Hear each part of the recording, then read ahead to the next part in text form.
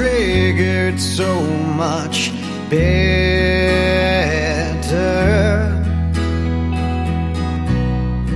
Pull the trigger, it's so much easier.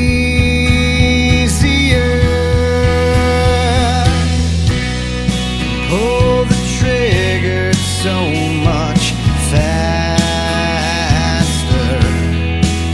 But there's got to be more to life than this.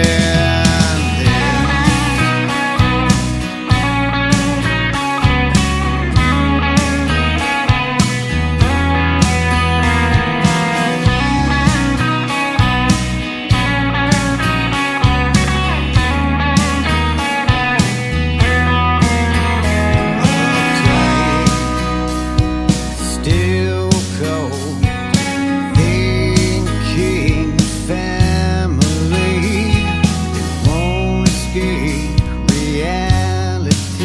A million days won't ever ease their pain. Now it's caught in the middle, unsure of the road to follow, a decision of what to do, what to do. Oh, he knows you. Pull the trigger, so much better.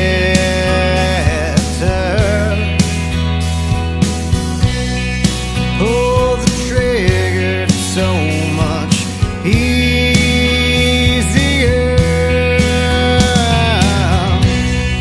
Pull the trigger, so much faster. But there's got to be more to life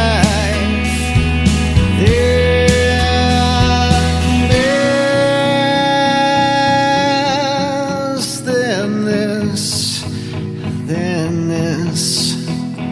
If you pull it, could you pull it now? Could you pull it and put them through it?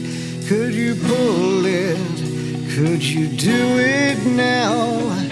Tell me how they live through this. Pull the trigger, so much better.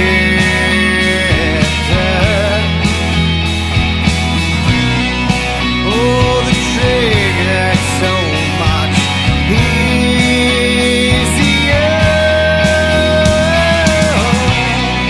Pull the trigger, so much faster.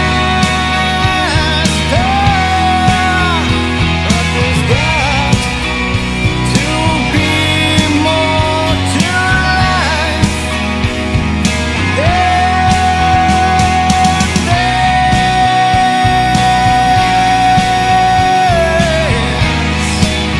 than this.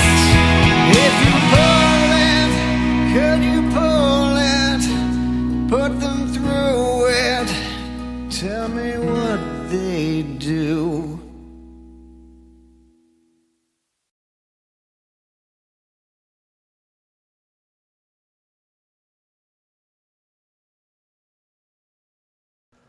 Hello, everybody, and welcome back to the College Football Tonight here on HerbFM Radio. And we're talking to Bill Baker, the voice of the Northern Illinois football. They're taking on Duke in the bowl game this year in Detroit.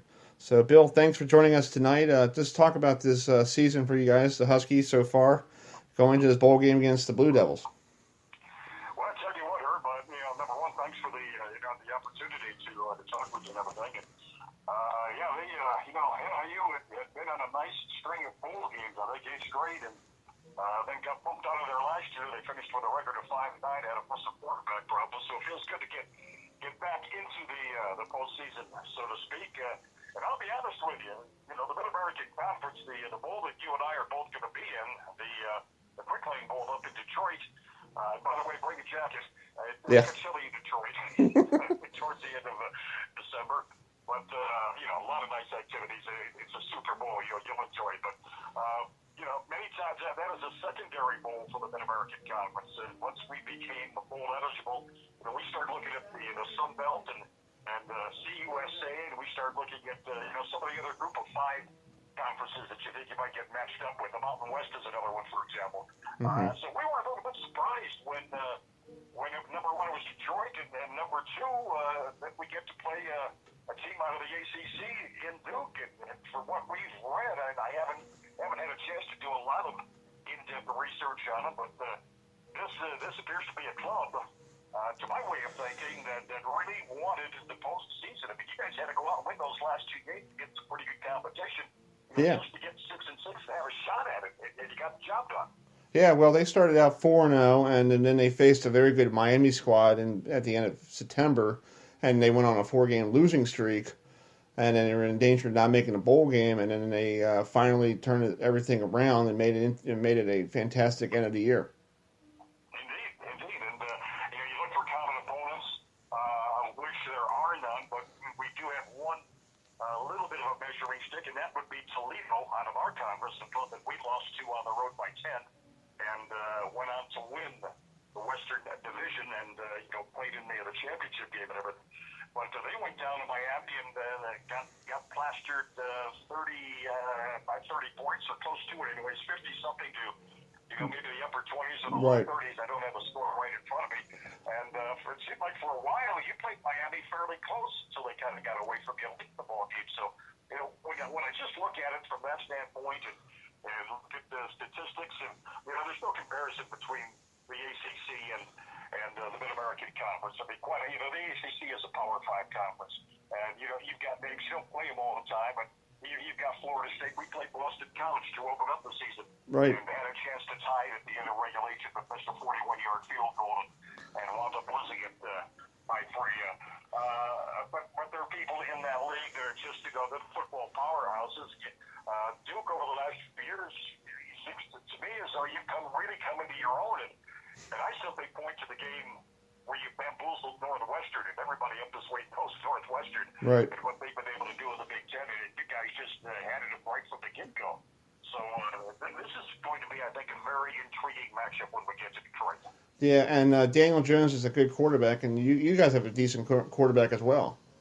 Well, Marcus Childers he's a redshirt freshman, and a little story behind him.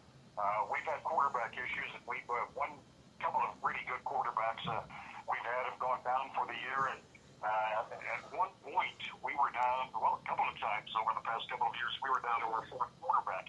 We begin this year with a kid named Ryan Graham, who was a junior, and he got dinged up and then knocked out of the game against Boston College. His backup was a kid named Daniel Santa-Catarina, who had only started a couple of games for us, and that was the tail end of last year when Graham got hurt again.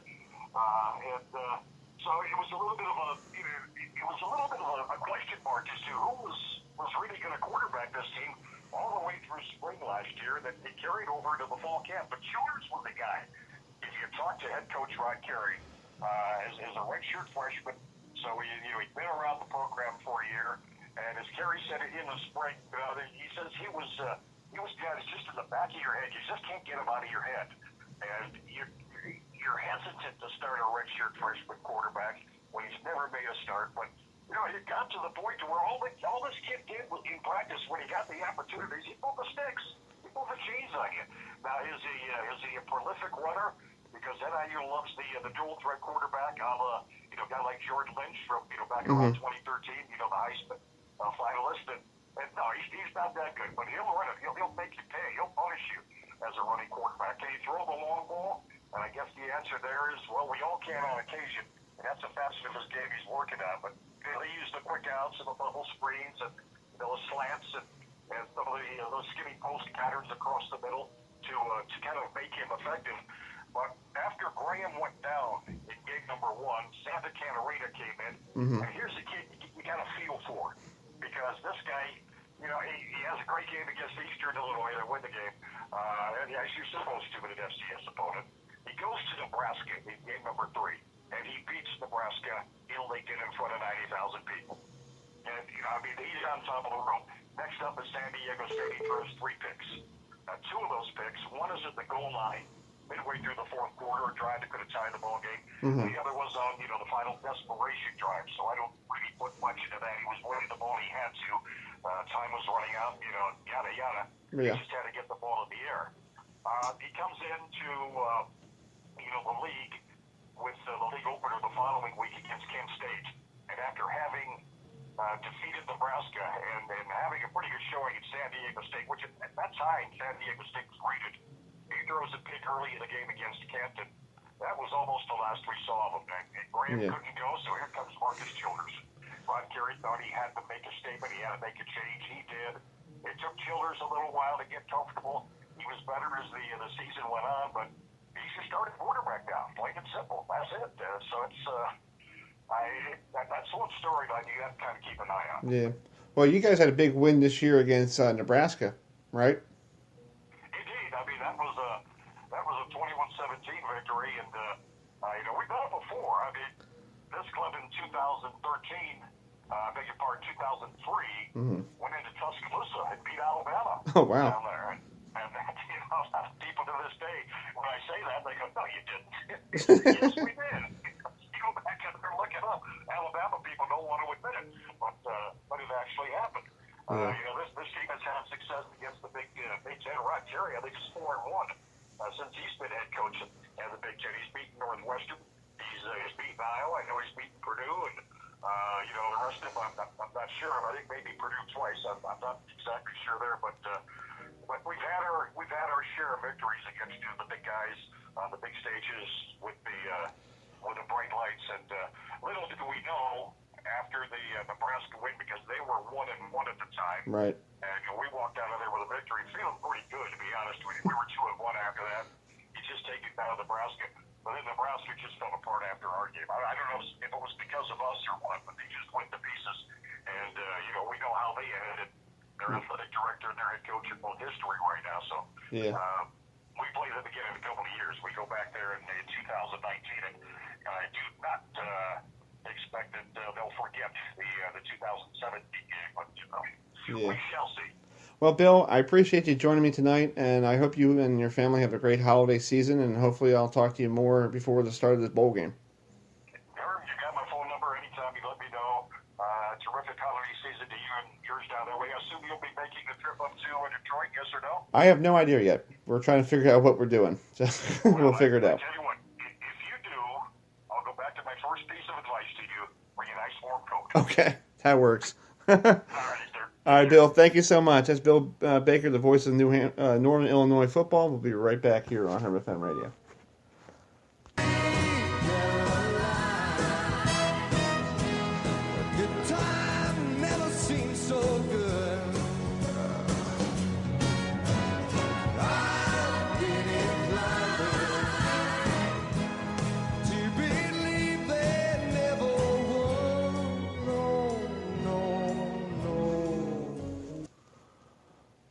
My eyes are getting weary, my back is getting tight.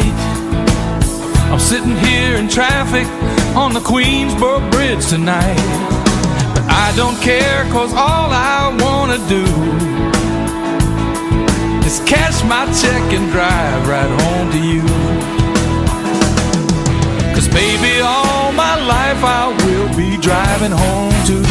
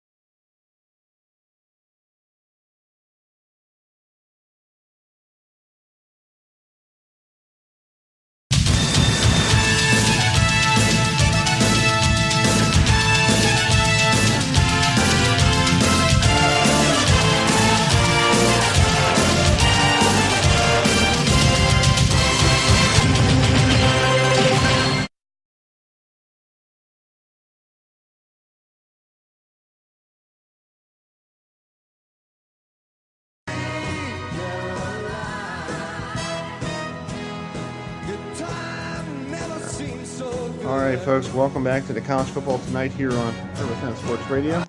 And we have Greg Nada with us, the beat writer for the JMU Dukes. JMU is home again this weekend for football in the playoffs in the quarterfinals against a very tough Weber State squad. So, Greg, thanks for joining us. Talk about the mood around there in Harrisonburg. Can the Dukes keep this winning streak alive at going to 25?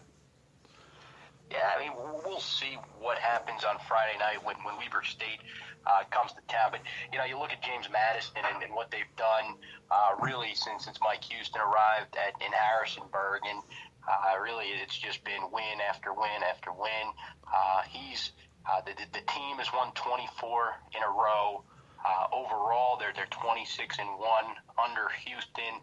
And I think with this year's team and probably the biggest difference from last year is last year they were winning with offense and really a high scoring, potent offense, and the defense came along as the season went along last year. But this year they've been the best defensive team in the country since week one when they won at FBS East Carolina. The defense has been stout. They're giving up the fewest points per game of any team in the country. They're down to 8.8 points per game allowed is what the defense has given up, and they're led by a couple of seniors, at each level, starting with Andrew Ankara on the defensive line, and then you look back at the linebacking core. There's Kyrie Hawkins, senior linebacker from Baltimore, and then you look at the safeties and the corners, and there's two senior safeties in the defensive backfield, and Jordan Brown and Raven Green. So if they're going to win Friday night and keep the streak alive and go on to the semifinals, the national semifinals, the FCS playoffs, it's probably going to be because of that senior heavy defense, that veteran defense that's just been getting better and better as the year's gone along. So how close was Coach Houston heading out of town to one of these big schools? How close was he? It was talked about, and obviously, a lot of people saw his name being thrown around for other jobs around the country, whether it was, Georgia Southern as football. Scoop and USA Today had reported his name attached to Georgia Southern. I don't think, in my personal opinion, I don't think he was close to leaving for one of those jobs right now. I know he's told me that he wants to concentrate on helping this team achieve the goal that they set at the beginning of the year, and that's winning an FCS national title and repeating kind of what they did a year ago and winning the championship. So I think that he still has work to do here before he would kind of entertain anything else. That's at least my personal opinion. Right. Well, you guys are 24 straight wins. I think the last time I saw a team like this was the Florida State Seminoles back in 2013-14 when they won 29 straight games. What is the record for the subdivision all-time record? I don't know that record off the top of my head. I think they're fifth all-time or fourth all-time in FCS record, just in terms of straight wins and in that regard. But they've won. Last year, as I said, it was kind of with offense and how they were blowing people out that way. This year, they've gotten really solid defensive play, and that's how they've been able to string wins together. And they know how to win. You think about games last year during the streak, when this streak really started to get going. You think about road games at Villanova and Richmond that were tough in 2016. Then, of course, to win in the national semifinal in the Fargo Dome was really a special win for the program. And, of course, they win the national championship. And this year, that first win at East Carolina was a big one, beating an FBS opponent for the second time in 3 seasons, having knocked off SMU back in 2015. And then this year, now, some of the games have been close in terms of the score. You look at the Richmond game. That one was close, but kind of other than that, you think about what JMU's done is they've just beaten people, not really giving them a chance in some of those games because of how good they are defensively. So that's how they've extended that streak. Yeah, and plus, I know we don't want to look ahead because we got New Hampshire in the other bracket, but how cool would it be next weekend if both teams play each other, win, they both could go meet each other for the trip to Texas. That's pretty cool for the league. Oh, for the CAA, yeah, that would be pretty phenomenal for the league, especially when you consider New Hampshire was a bubble team getting into the playoffs and what they've done, upsetting Central Arkansas on the road, and then of course, this week they'll have another tough road test, and I don't know if they'll get it done this weekend. Having to go to South Dakota State and the Jackrabbits, they've got a couple of NFL prospects on that team. And the tight end and the wide receiver and even a quarterback now. So I don't know if New Hampshire will be able to get it done then, but you look at what they've done to just this point in the postseason, pretty impressive for Sean McDonald and company. Yeah, and they have their quarterback right now injured. Knight is injured, and they brought in the other guy. Did you go to the game against New Hampshire down there? Yeah, I've seen JMU play every week this season. Yeah. And my thoughts in New Hampshire was that, once Knight went down, that Trevor Knight, their starting quarterback, Christian Lapoli, came in. Yeah. A younger quarterback. Clearly not the same player as Knight. Knight's dynamic because he's both good in the running game and the passing game. And the freshman's just not there yet, just in terms of, understanding that whole system. And maybe he's gotten better since. JMU saw them when JMU shut out New Hampshire 21-0 back on October 28th.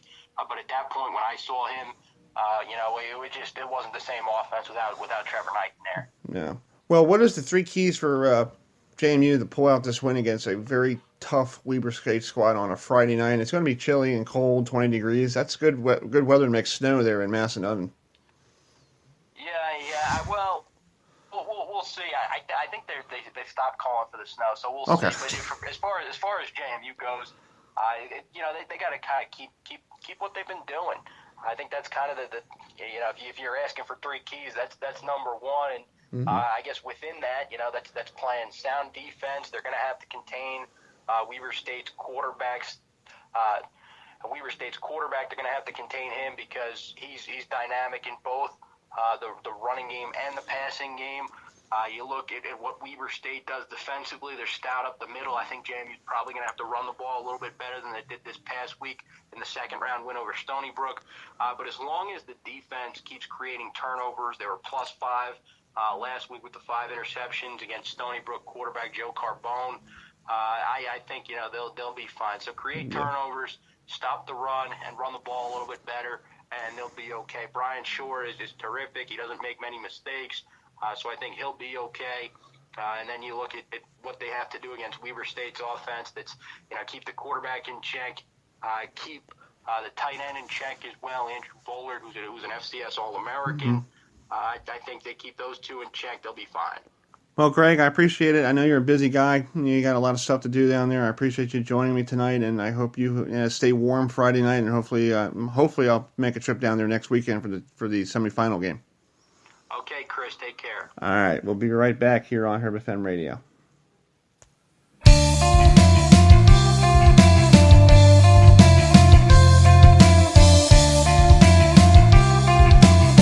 right, folks, welcome back here on College Football Tonight. We're going to play the interview of Jay Hill, the voice, the head coach of the Weber State out there. Weber State will be going to JMU, so here is our interview right here. Chris Heidel from HerbFM Radio in Baltimore, Maryland. How you doing? Chris, how you doing, buddy? I thought I couldn't make it at 8:05 because I was doing some family stuff, but I did it, so I'm good. No problem. Yeah, you ready to go? Yep. All right.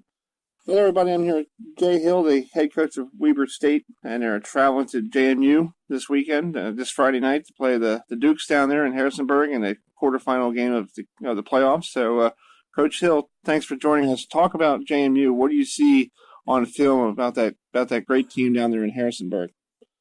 Well, they're obviously just that. They're a great team. They play great defense. They're very good special teams. On offense, I don't see a lot of weaknesses, obviously. That's why they've won 24 straight games. They're defending national champs. They're a good football team. We're going to have to play great to beat them, obviously. So the game's Friday night, and it's supposed to be chilly and cold here, so I guess you're used to the cold there in Utah, so I guess you got an advantage with them. Well, I don't know if that's an advantage or not. I would guess that you guys see it as well. But, I mean, today for our practice, we were down around 20 degrees. So, it can't affect us too much, I wouldn't think. Yeah, that's true. Well, with JMU, they have a great defense. So, what do you guys have to do to, because they've been shutting opponents out, giving up maybe like 7 points a game in this playoff, and during the CAA, they were very good in the defensive side. So, what do you guys have to do to keep that defense on the field? Well, we've got to be efficient, obviously. We've got to be efficient running the ball and throwing it, and we got to be able to move the chains. That's going to be a critical part to just our strategy and what we're trying to do against them. And then the other thing that's big, and I mean, they've faced a lot of good teams this year, but they're also going to face a really good defense that we have. And if we can get some 3 and outs and we can get a little bit of offensive efficiency and maybe get their defense to be on the field a little bit more than they're used to, then hopefully that would lend itself to us finding some success in this game. Yeah. Well, you guys are leaving tomorrow to head to the East Coast here. Is that something big for you guys to get used to the time change? No, I don't think that. I mean, I wanted to get out there, just get the guys acclimatized to the location and the stadium. And also I wanted to take an advantage of just getting the guys, out to see a different part of the country for a little bit. So I think sometimes people make more of that time change than it really is. Mm-hmm. Have you guys ever faced a CA opponent besides JMU? Have you ever faced them before? Any of them? Not since I've been here, no. Okay. So this is basically your first time against one of the CA members, pretty much. Yep. Okay. But has the school overall played against one of them? Well, I know we played William and Mary a couple of years ago in the playoffs, and William and Mary won that game, and it was out there. So I think that's probably the closest thing that at least I remember of Weber State playing out there. Yeah. Now talk about your offense. Talk about your quarterback a little bit, so people here on the East Coast get to know him a little bit for Friday. Well, our quarterback Stephen Cantwell, very good players, had a nice year this year. Led our league in pass efficiency offense. He's a guy that can run a hand throw it. He's a lot like the quarterback JMU has as far as being efficient throwing it, and he has the ability to hurt you with his feet as well. We rely on him. Obviously, he's a heck of a playmaker, and we're hoping he has one heck of a game this week. Well, Coach Hill, I know you're a busy guy. I appreciate you joining me tonight, and I hope you have safe travels tomorrow to the East Coast, and hopefully you guys have a great game on Friday night. I absolutely appreciate it. Thank you. All right, that's Jay Hill, the head coach of Weber State. We'll be right back here on HerbFM Radio. Thanks, Coach. Have a safe trip, okay? Much appreciated. Thank you. All right, see you. Bye. Bye.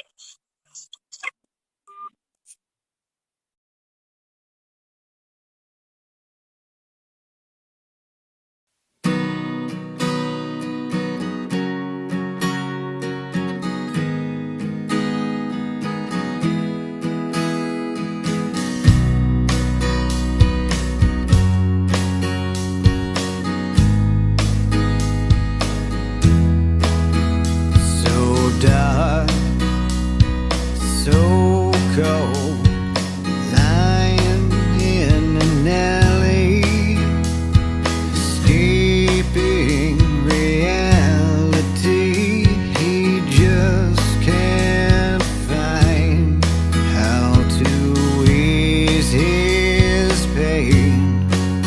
There's a gun and a bottle, and it doesn't know which to swallow. A decision of what to do, what to do, what to do. Pull the trigger, it's so much better. All right, folks, welcome back to College Football Tonight here on HerbFM Radio. We have John Stingelmeyer, the head coach of the South Dakota State Jackrabbits. They're going to take on the New Hampshire Wildcats this Saturday afternoon at 3 o'clock Eastern Time, 2 Central, and out there in South Dakota. So, Coach Stingelmeyer, thank you for joining us. Talk about the first thing is, how cold is it out there right now? We went out today for 25 minutes, and it was 0-degree wind chill, so it's cold. It's really cold. It's supposed to be 30 regular temperature on Saturday, so it'll be a great day for football. Yeah. Well, talk about New Hampshire. This is your first time. This is your first time playing against New Hampshire? Uh-huh. Okay. What do you see on film from New Hampshire?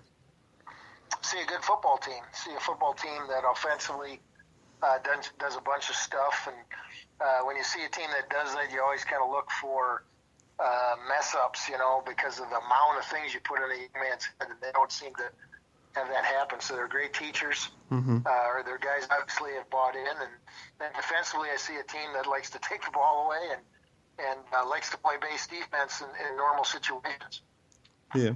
Well, you're going to have the Wildcats have a quarterback issue. They have Knight, who's injured. I don't know if he's playing this Saturday, but they have the other guy. How you get to practice two different quarterbacks? Well, I think they're, the other young man, the second string guy, I don't know how to say his last name, but he played in this last game against Central Arkansas, and it appeared to me it appears to us that they run the same offense with him. It's not like one guy is a stand back or drop back guy and one guy is a scramble guy. They're similar guys. We're gonna defend their offense, and really, again, they do so much. So we're trying to dumb things down and not worry about who's playing quarterback. Right. Well, Coach Sean McDonald's been in the postseason for 14 straight years. That seems like, have you ever had a streak like that there in South Dakota? We haven't been in FCS football that long, so it would be impossible. So we've been in it 6 years. I think we're the fourth longest.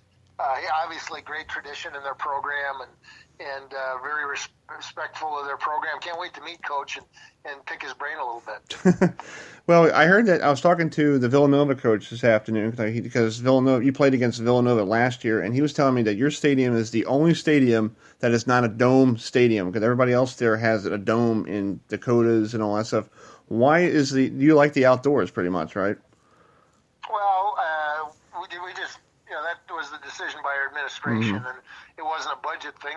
That's what we've done. And we had to fight to put turf down. We had a number of boosters and just great people that are associated with the program want us to put grass back on our field when we rebuild our stadium. So I'm excited about our facilities. We have some of the best in FCS football, and we feel, I don't know if it's an advantage, but it's our personality. It's our approach to football out here. So we're going to play it outdoors. Yeah. Well, talk about last night. You went up to New York City. You flew to New York City. Just talk about that whole experience for you guys. Well, the National Football Foundation just does an unbelievable job of,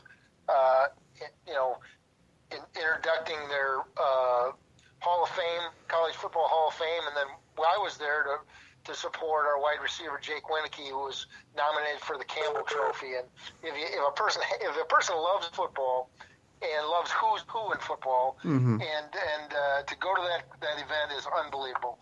I've been blessed to be at it 3 times for 3 different athletes, and I've been more impressed every time I've been there. Just the quality of the person, the people, the student athletes are obviously the top 13 in the nation. Oh, so wow. you get to be around those guys. It's pretty cool to have one of those guys on your team and to be at the event. Yeah.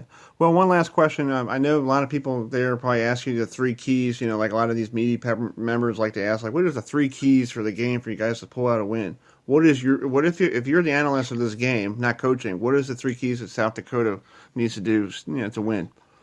Well, I think because of the weather, we have to be great in special teams. In the playoffs, when we've had bad weather and we've won, we've been great in special teams. And so I'll start out there. Our defense has to get off the field. The 2 games we've lost, we haven't done that. And so in general, our personality, the way we handle adversity, we need to get off the field, give our offense a chance.